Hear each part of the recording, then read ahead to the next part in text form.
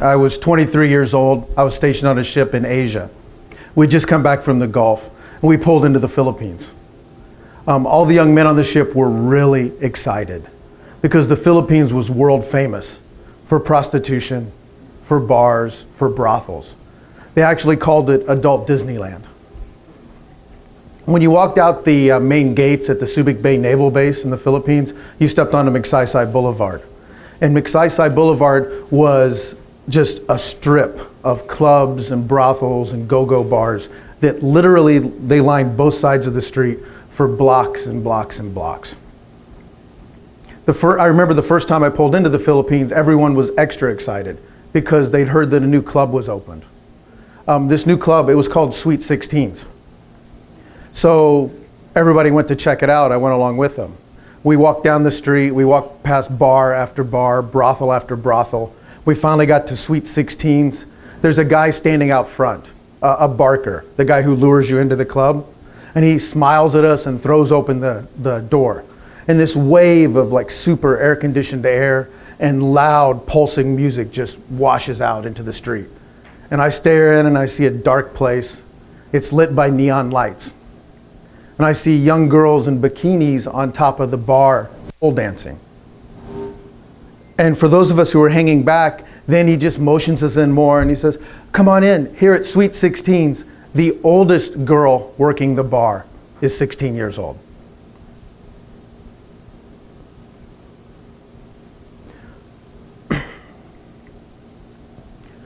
I knew that was wrong.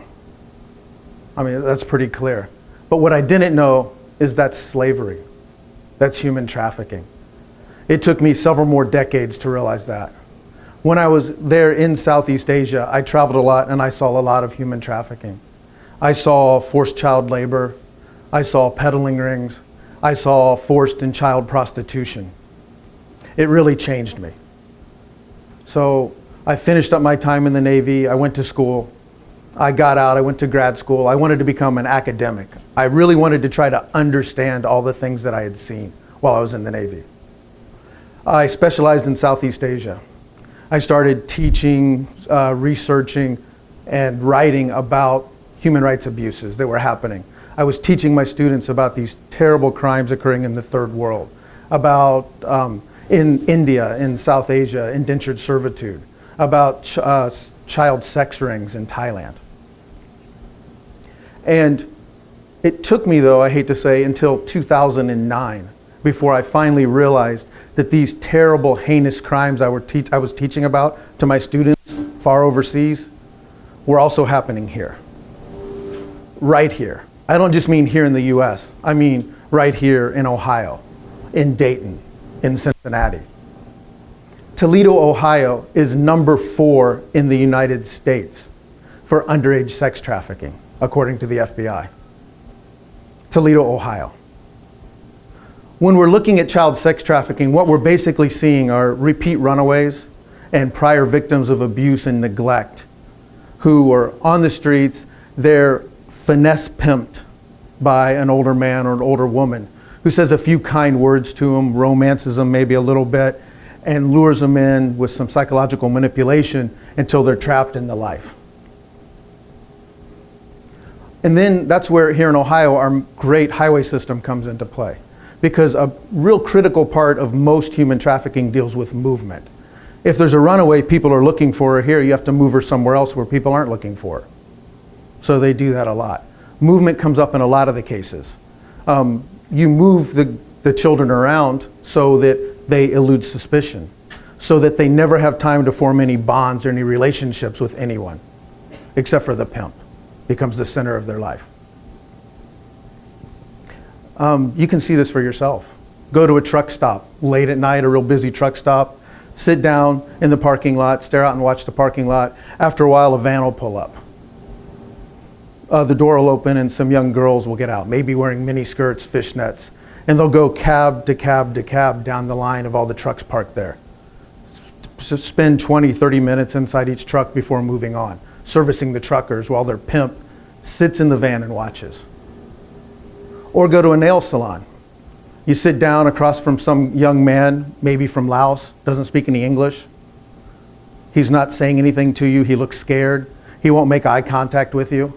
So you look around, you see bars on the windows, you see a really fancy security system. Like, why does a nail salon have a fancy security system? Maybe you smell food cooking. Maybe a door opens in the back and you look in and you see sleeping bags on the floor. And you start putting it all together. Why are these workers living, eating, and sleeping here? Why are they scared? Why is there all this security? It's because they're slaves. Human trafficking, modern day slavery, is the greatest human rights abuse of our time. It's the second largest crime in the world. It happens everywhere. We've documented cases in over 160 countries, all 50 US states, over 60 cases here in Ohio over the past 10 years alone.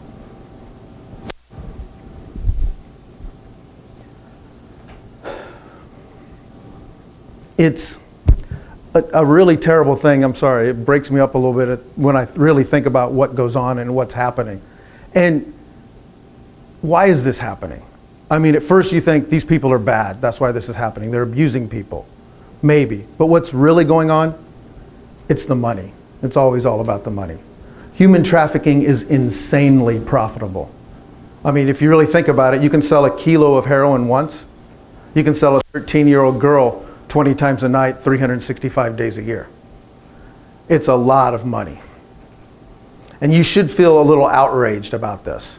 Should feel upset about this. And that's great, but that's not good enough. You've got to really go beyond that outrage. You've got to start understanding human trafficking. Why 150 years after the Emancipation Proclamation is slavery thriving in the United States? It's a business driven by supply and demand. Vulnerable people, mostly women and children, are forced, tricked, or threatened into situations of slavery. That's the supply.